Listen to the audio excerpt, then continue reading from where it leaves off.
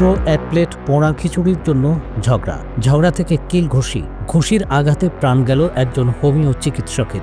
এই যে ঘটনাস্থল দেখছেন, এটি গাইবান্ধার সুন্দরগঞ্জ উপজেলার শ্রীপুর ইউনিয়নের শখের মাজার থেকে আনা পোড়া খিচুড়ি দেওয়া নিয়ে বাধে ঝগড়া। আহমদ আলী নামে হোমিও চিকিৎসকের মৃত্যুর খবরে শখের বাজারে জড়ো হয় অনেক মানুষ। ঘটনাস্থল ও আহমদ আলীর বাড়ি স্বজনদের আহাজারিতে ভারী হয়ে ওঠে। আহমদ আলীর বাড়িতে আসা শোকাহত মানুষ জানান, মালিবাড়ি ইউনিয়নের মসজিদের বাজারের একটি মাজার থেকে আনা মাহফিলের খিচুড়ি ওই এলাকার খলিলুর রহমানের ছেলে রেনু আহমেদ ও তার ভাই মনু মিয়া দিয়েছিলেন আহমদ আলীকে। আহমদ আলী সকালে রেনু ও মনুকে তার দোকানের সামনে পেয়ে জানতে চান তাকে কেন খাওয়ার অযোগ্য পোড়া খিচুড়ি দেওয়া হয়েছে। এ নিয়ে তাদের মধ্যে ঝগড়া বাঁধে। কালার এক্সপার্ট, জর্জ স্যাপ এবং মাইল্ড অন হ্যান্ডস টেকনোলজি সমৃদ্ধ অরিক্স ক্রিস্টাল ওয়াশ আপনার লন্ড্রি এক্সপার্ট। সুন্দরগঞ্জ থানা জানায়, তারা জানতে পেরেছে রেনু ও মনুর এলোপাতাড়ি কিল ঘুষিতে আহমদ আলী মাটিতে লুটিয়ে পড়েন। কিছুক্ষণের মধ্যে তার মৃত্যু হয়। তার নিথর দেহ গাইবান্ধা জেনারেল হাসপাতালের মর্গে রাখা হয়েছে। কি বলছেন আহমদ আলীর স্বজনরা, শুনে আসা যায়।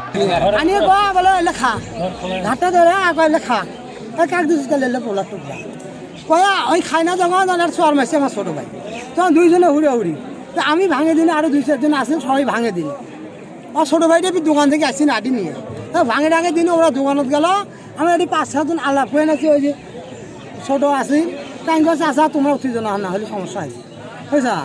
তো এরপরে আমরা এটি আলাপ করতে পাশ দিয়ে যাইয়া মানে খেলা ঘুরেছি।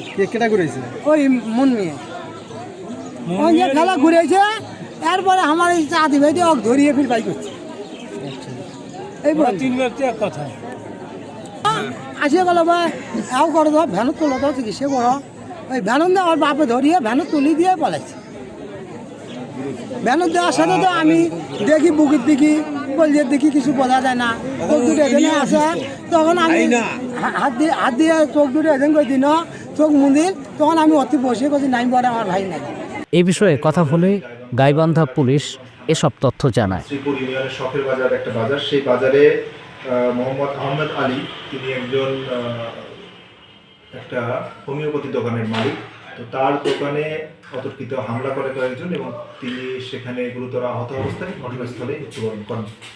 এবং আমরা জানতে পেরেছি তার বাড়ি হচ্ছে দক্ষিণ শ্রীপুরের নয়নসুখ গ্রামে। তার বয়স 45 বছর। আমরা এখন লাশ আমাদের এই কঞ্চিবাড়ি তদন্ত কেন্দ্রে নিয়ে এসেছি এবং লাশ শ্রোতাল শেষ। আমরা এখন গাইবান্ধা সদরে লাশ পোস্টমর্টমের জন্য পাঠাচ্ছি।